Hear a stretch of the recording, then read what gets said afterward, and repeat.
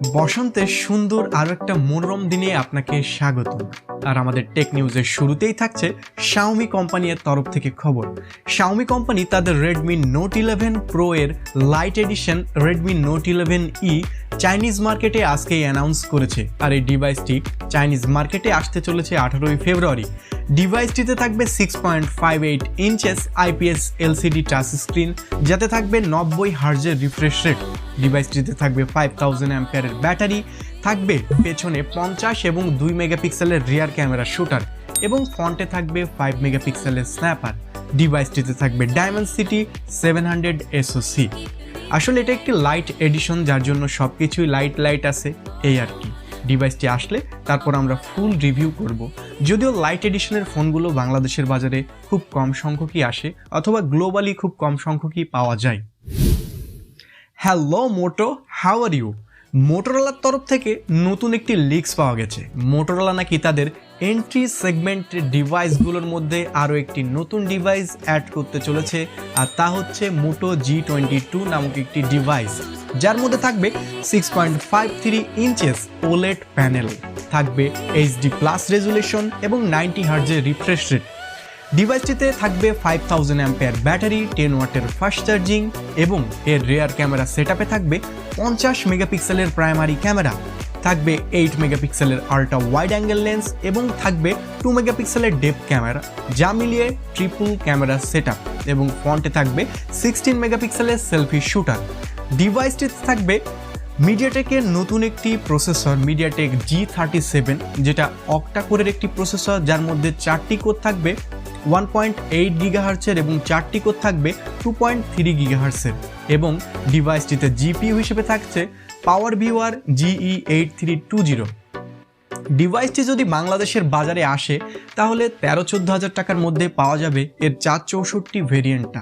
কে আগ্রহী এই ফোনটা কিনতে কমেন্ট বক্সে জানান। এবারের নিউজটি থাকছে prediction news. Redmi K50 Pro গেমিং, ওয়ানপ্লাসের কোনো একটি আনস্পেসিফাইড ফোন এবং ওপ্পো K10 এই সকল সিরিজগুলো নাকি আসতে চলেছে Dimensity 8000 SoC দিয়ে, যেখানে সম্প্রতি বাজারে এসেছে Redmi K50 গেমিং ডিভাইসটা, যেখানে আমরা দেখেছি স্ন্যাপড্রাগনের 8 Gen 1 SoC ইউজ করা আছে।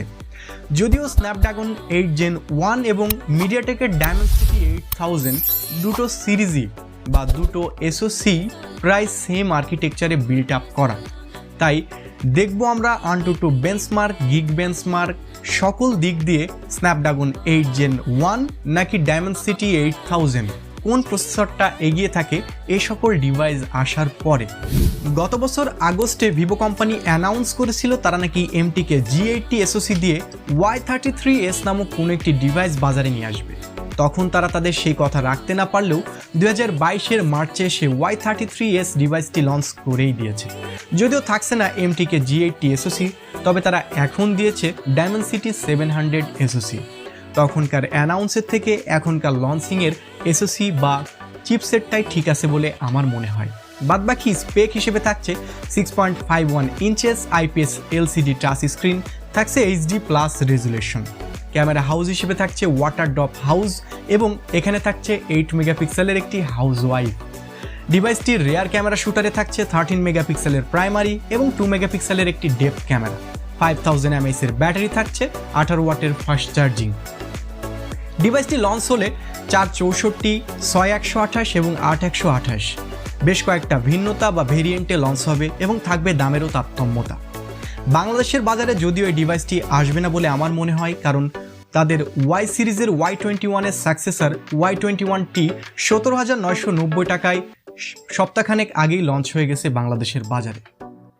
সো ভিউয়ার্স, এই ছিল আজকের টেক নিউজটি যদি এতটুকু ইনফরমেটিভ হয়ে থাকে তাহলে একটি লাইক করুন, শেয়ার করুন আপনার প্রিয়জনদের সাথে, আর এমনই সব টেক রিলেটেড ভিডিও পেতে আমাদের চ্যানেলটি সাবস্ক্রাইব করে সাথেই থাকুন। আর পরবর্তী ভিডিও আসা পর্যন্ত ততক্ষণ ভালো থাকুন, সুস্থ থাকুন, আল্লাহ হাফেজ।